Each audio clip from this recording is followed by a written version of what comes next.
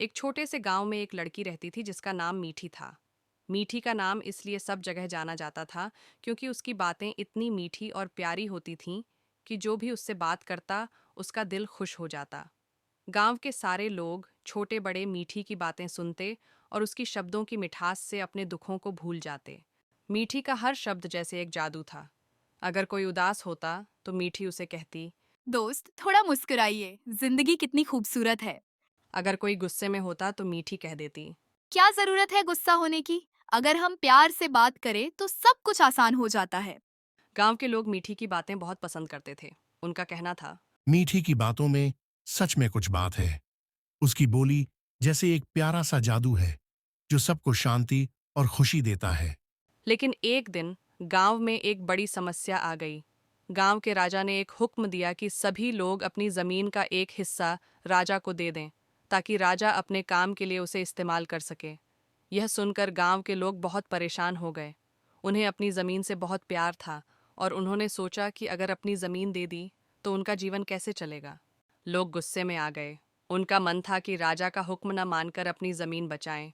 लेकिन मीठी, जो हमेशा सबकी मदद करती थी, इस बार भी कुछ करना चाहती थी। उसने सोचा। अगर हम अपने गुस्से को शांति से रोककर अपनी बात इज्जत से राजा तक पहुंचाएं, तो शायद राजा हमारी बात समझ सके।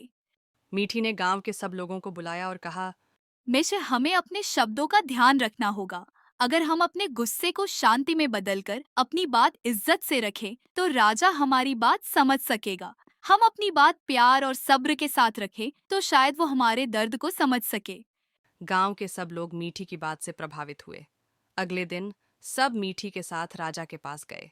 मीठी ने राजा से कहा। महाराज, हम समझते हैं कि आपको अपने काम के लिए जमीन की जरूरत है, लेकिन हम अपनी जमीन से बहुत प्यार करते हैं। हमारी जमीन हमारे लिए सब कुछ है। क्या आप हमारी मदद कर सकते हैं ताकि हम अपनी जमीन न दें? राजा ने मीठी की बात ध्यान से सुनी। उसने देखा कि मीठी अपनी बात इतनी इज्जत और शांति से रख रही थी और उसकी बात में सच्चाई थी। राजा ने थोड़ी देर सोचा और फिर कहा। मैं समझता हूं कि आप अपनी जमीन से कितना प्यार करते हैं। आपकी बात बिल्कुल सही है। हम अपनी यह जरूरत कुछ और तरीके से पूरी करेंगे। आप अपनी जमीन रखें। गांव के लोग बहुत खुश हुए। उन्होंने मीठी को धन्यवाद दिया और कहा, तुमने हमारी मुश्किल को आसान बना दिया। तुम्हारे शब्दों का जादू सच में कमाल कर गया। उस दिन के बाद गांव के लोग समझ गए कि अपने शब्दों का इस्तेमाल किस तरह से करना चाहिए। अगर हम अपने गुस्से को शांति और प्यार से बदल सकते हैं तो हम किसी भी मुश्किल का सामना आसानी से कर सकते हैं। कहानी की सीख। ये कहानी हमें यह सिखाती है कि हमारे शब्दों का बहुत महत्व होता है। जब हम अपने शब्दों का इस्तेमाल प्यार, इज्जत और सब्र के साथ करते हैं तो हम किसी भी मुश्किल को आसानी से हल कर सकते हैं। गुस्सा या नफरत से कुछ नहीं मिलता, लेकिन मीठी बोली और अच्छे शब्दों से हम सबको अपने करीब ला सकते हैं और मुश्किलों का सामना कर सकते हैं।